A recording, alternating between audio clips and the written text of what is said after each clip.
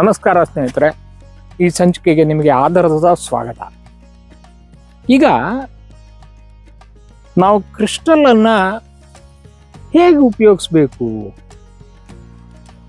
ಈ ಕ್ರಿಸ್ಟಲ್ಗಳ ಬಳಕೆ ಎಲ್ಲೆಲ್ಲಿ, ಹೇಗೆ, ಇದನ್ನ ನಾವು ಒಂದೊಂದಾಗಿ ತಿಳಿತಾ ಹೋಗೋಣ. ಈಗ ಆರೋಗ್ಯ ಸಮಸ್ಯೆಗೆ ಒಂದು ವಿಷಯವನ್ನು ನಾವು ತಿಳ್ಕೋಬೇಕು. ಈಗ ನಮಗೆ ಹೊಟ್ಟೆ ನೋವು, ಹೊಟ್ಟೆಲೇನೋ ಸಮಸ್ಯೆ ಅಂದಾಗ ಡಾಕ್ಟರ್ ಹತ್ರ ಹೋಗ್ತೀವಿ, ಇಲ್ಲ ಮೆಡಿಕಲ್ ಶಾಪಿಗೆ ಹೋಗಿ ಒಂದು ಪರ್ಟಿಕ್ಯುಲರ್ ಆಗಿ ಒಂದು ಔಷಧಿನ, ಮಾತ್ರೆನ ನಾವು ತಗೊಳ್ತೇವೆ. ಹಾಗೆ ತಲೆನೋವು ಬಂದಾಗ ತಗೊಳ್ತೇವೆ.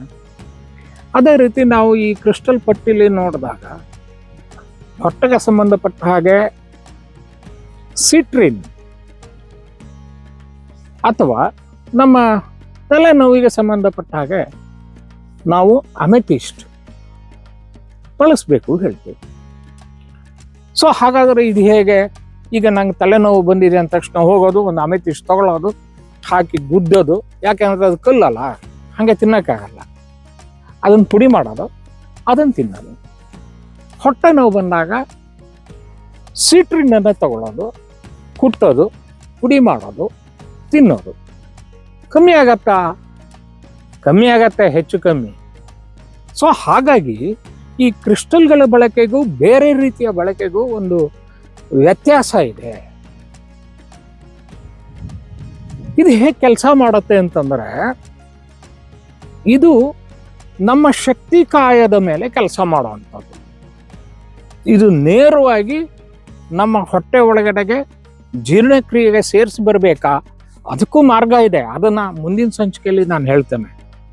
ಸೊ ಈ ಕ್ರಿಸ್ಟಲನ್ನು ಅದನ್ನು ನಾವು ಬಳಸುವಾಗ ಅದು ನಮಗೆ ಒಂದು ನಮ್ಮ ಶಕ್ತಿ ಕಾಯ ಅನ್ನೋವಂಥದ್ದು ಏನಿದೆ, ನಮ್ಮ ಚಕ್ರ ಸಿಸ್ಟಮ್ ಅನ್ನೋದು ಏನಿದೆ, ನಮ್ಮ ಔರಾ ಸಿಸ್ಟಮ್ ಅನ್ನೋದು ಏನಿದೆ, ಅದ್ರ ಮೇಲೆ ಇದು ಪ್ರಭಾವ ಬೀರಬೇಕು.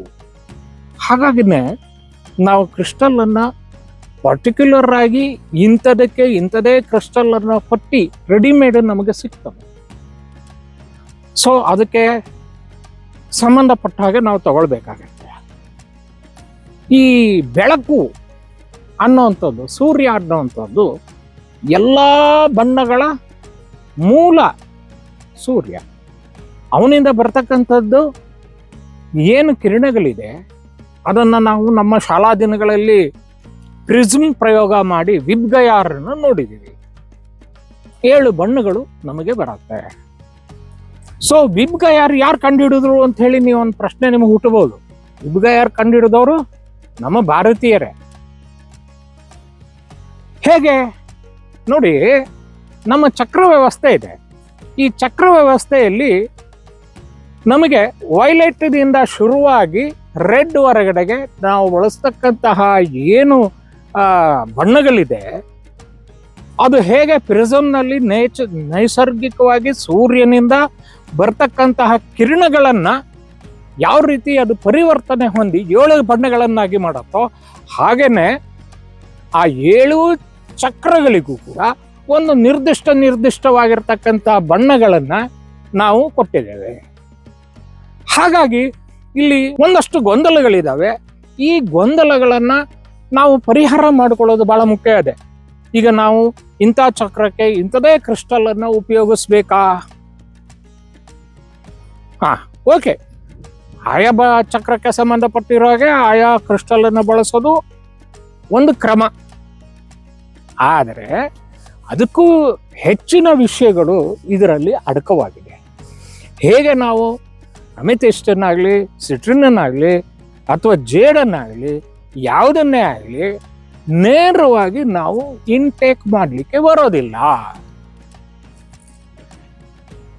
ಹೇಗೆ ನಮಗೆ ಒಂದು ಗುಂಪಿನಲ್ಲಿ ನಮ್ಮ ಪರಿಚಿತರು ಕಂಡಾಗ ನಾವು ಅವರನ್ನ ಆಕರ್ಷಿತರಾಗಿ ಸೊ ಹೇಗೆ ಒಂದು ಸಂವಹನ ಕ್ರಿಯೆ ಮಾಡ್ತೀವಿ. ಅವರು ದೂರ ಇರೋದ್ರಿಂದ ಮಾತಾಡೋದಿಲ್ಲ, ಆದರೆ ನಾವು ಅವರನ್ನ ನೋಡಿ ಮುಗುಳು ನಗೋದು ಅಥವಾ ಕೈ ಆಡಿಸೋದು ಅಥವಾ ಬೇರೆ ರೀತಿ ಸಂಪರ್ಕವನ್ನ ನಾವು ಅವ್ರನ್ನ ಗುರುತಿಸಿದೀವಿ ಅನ್ನುವಂಥದ್ದನ್ನು ನಾವು ಹೇಳ್ತೀವಲ್ಲ, ಅದಕ್ಕೆ ನಾವಿಬ್ರು ಅಕ್ಕಪಕ್ಕ ಇರಬೇಕು ಅನ್ನುವಂಥದ್ದು ಏನೂ ಇಲ್ಲ.